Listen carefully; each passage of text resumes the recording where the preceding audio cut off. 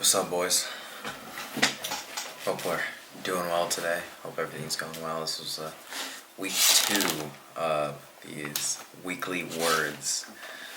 Feeling a little tired right now. I really don't want to do this, but I made a goal for myself I would, so we're gonna do it. And I hope all of you guys are ready, and let's get started.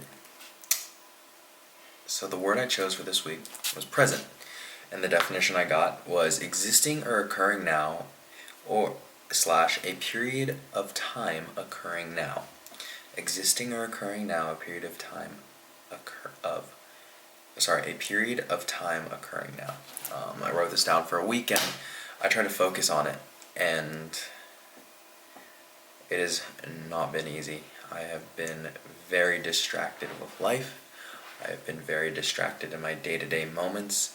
I have been very distracted when I'm with people, and I've been very distracted just in general, I think is the biggest thing. Is just so much overstimulation in my life, and there's so much to do, and there's so much to get done, and there's so much to enjoy, and there's so much to dislike, that I'm in this perpetual state of always trying to think of something else. I'm always trying to do something else. I'm always trying to get somewhere else. I'm always trying to enjoy something else, right?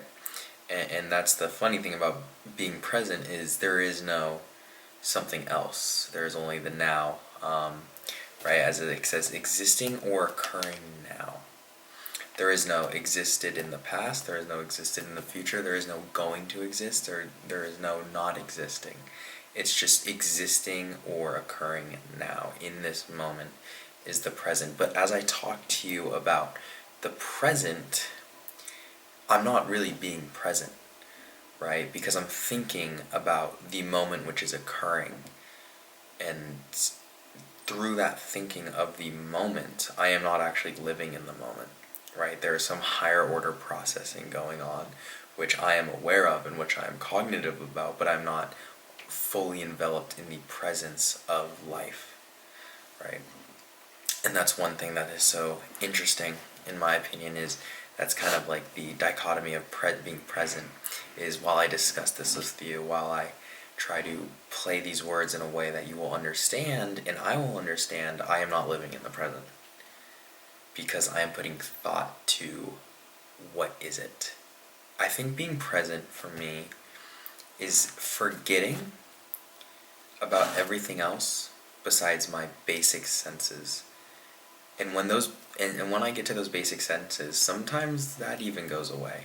And I get to this thought of, wow, I'm alive.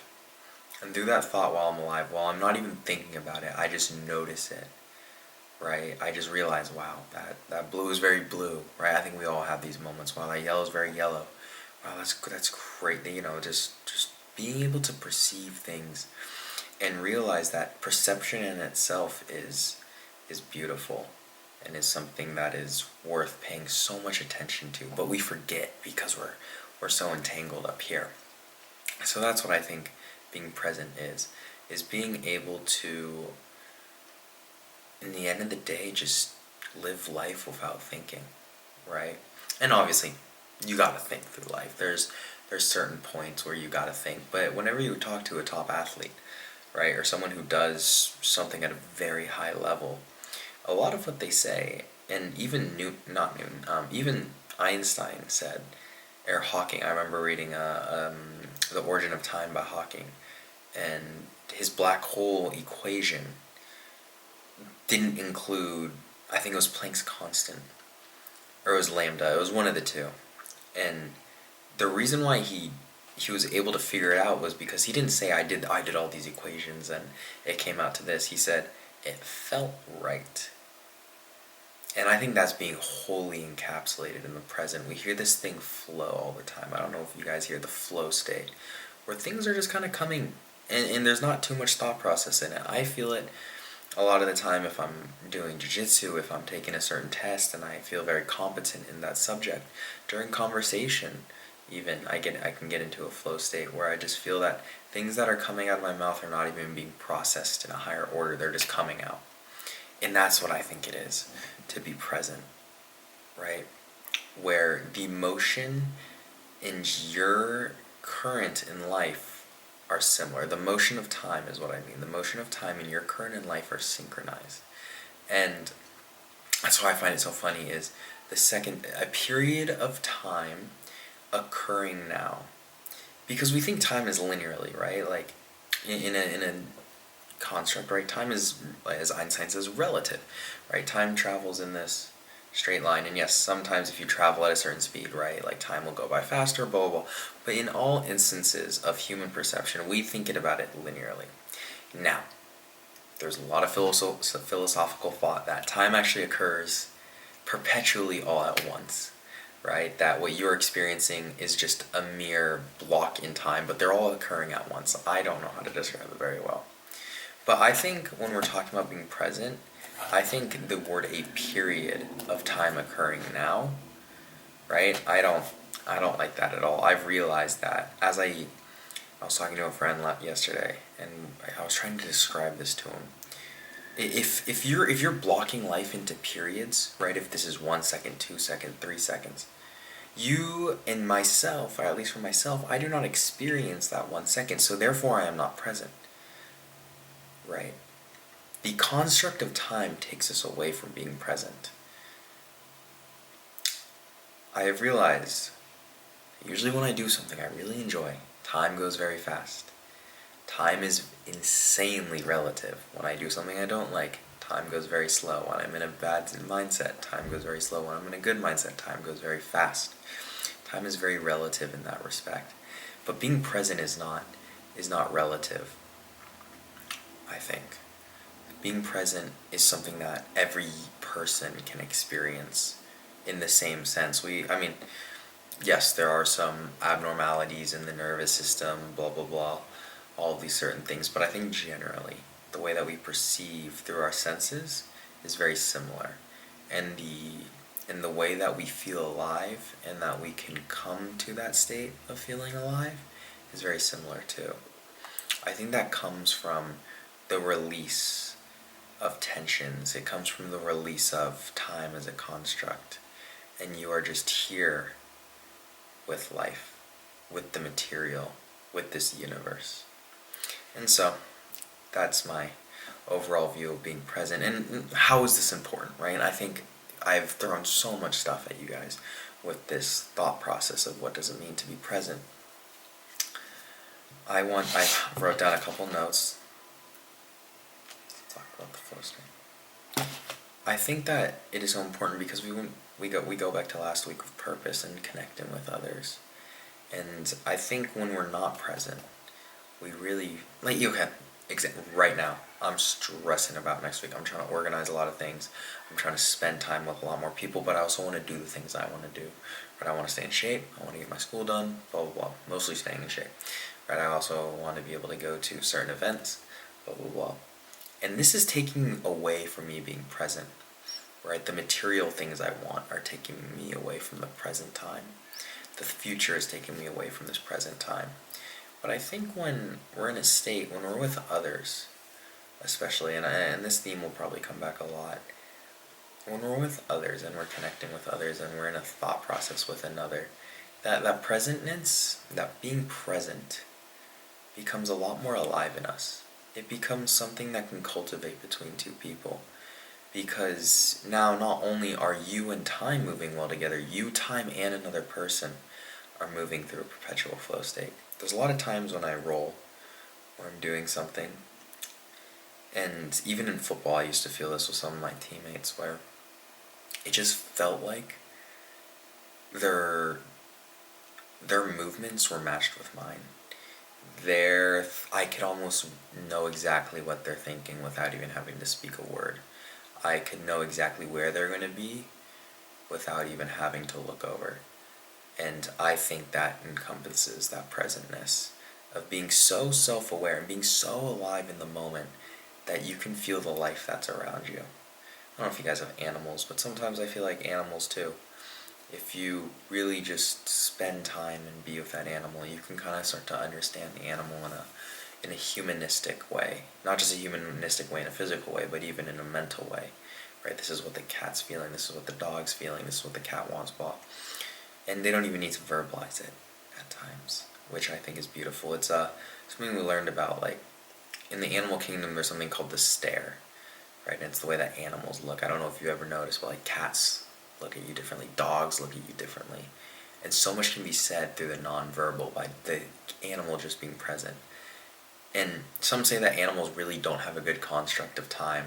Actually, some animals like dogs and cats really have no construct of time. Actually, time kind of just moves, but there is no like, oh, we're going forward, we're going backwards, we're in the present.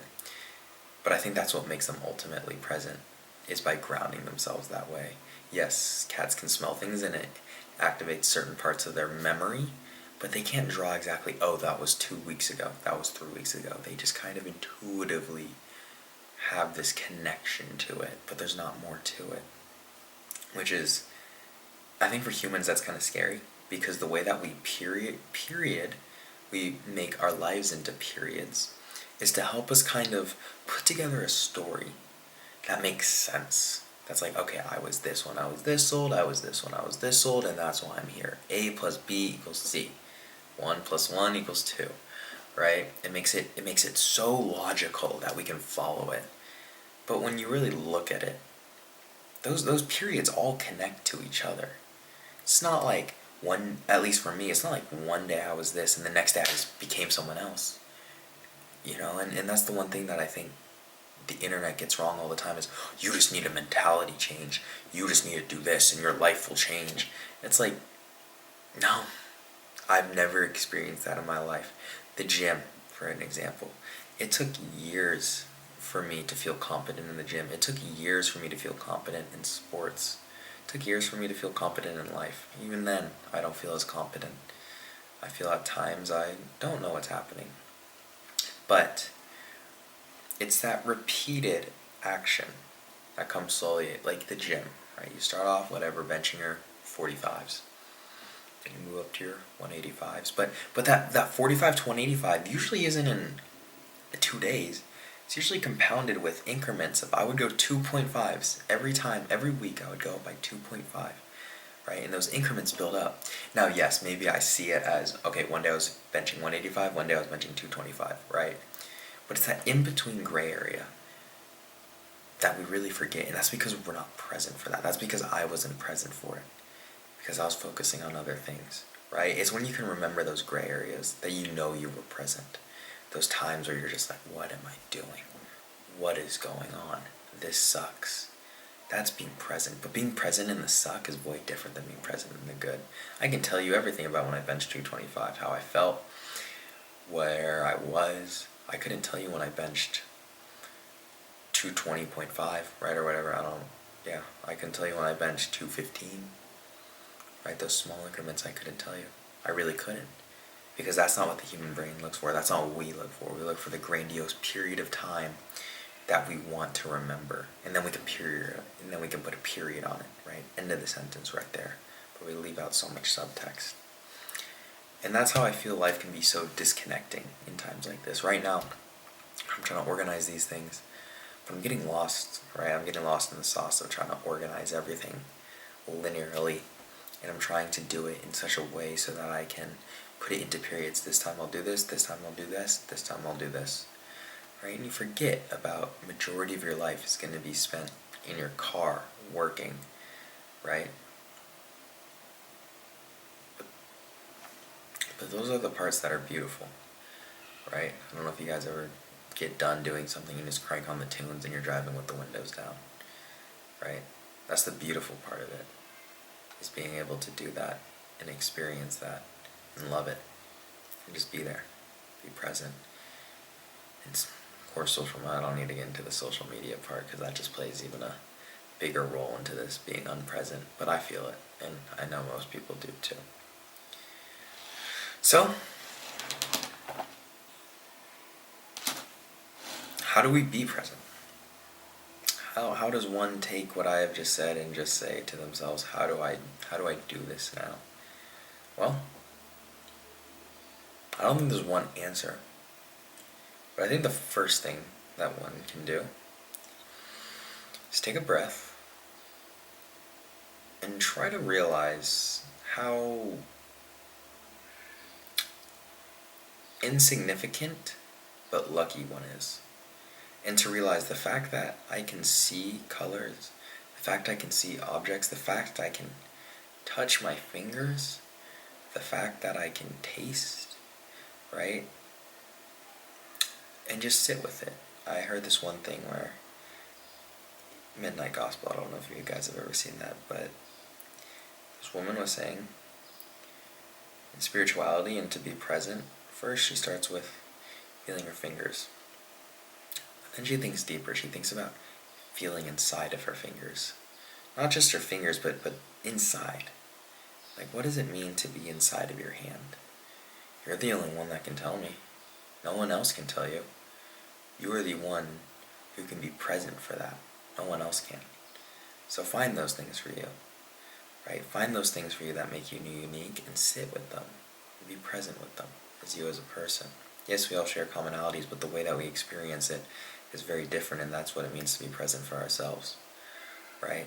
When we get rid of time and we get rid of these constructs that make us feel, okay, were we aware, were we not aware, right? And we can just be whole with ourselves. And when I say whole with ourselves, I means aware with the presence of oneself's sensations. That's when we can be truly present. It's all encompassing in one. So you sit there and just notice everything about yourself, and open your eyes, and sometimes I just get this overwhelming feeling of like, wow, like, I'm alive. I didn't ask to be alive. No one told me to be alive. I didn't pick me. No one else picked me, right? I didn't pick to be that sperm. But somehow through all this I am here, and I have constructed this life for myself. Obviously there's other influences, but I really have constructed this life for myself. So my ask is, if you are watching this and you do enjoy this and you like my talks, to take this and to ask yourself these questions, because I ask myself a lot these questions, and through the week I've asked myself a lot about being present, and I want you to sit with that, because I do feel present in my life majority of the time, but there's those times I lose that, and those are times, of course, to me being a zero-sum game, where I forget that, where I forget that being present means to ellipse the construct of time for myself. But the reason I remember that is because, well, I wasn't present. I don't remember it as a moment, I remember it as a period of time. So, I hope you guys have a great week ahead of you. I hope you guys are doing well. I hope everything's going well in your guys' life. And that's really all I got. I appreciate it. Have a good one, guys.